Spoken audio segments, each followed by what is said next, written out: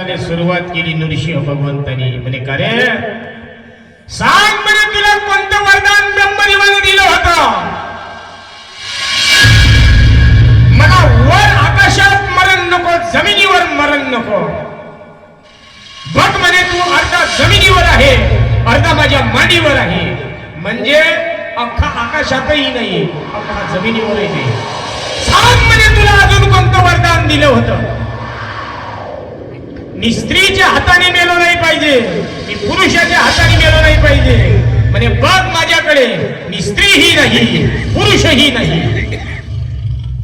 सांग म्हणे अजून कोणतं वरदान मागितलं होतं. मी दिवसा मेलो नाही पाहिजे, मी रात्री मेलो नाही पाहिजे. सायंकाळची वेळ होती महाराज, दिवसही नव्हता रात्रही नव्हती. सांग म्हणे तुला अजून कोणतं वरदान होतं.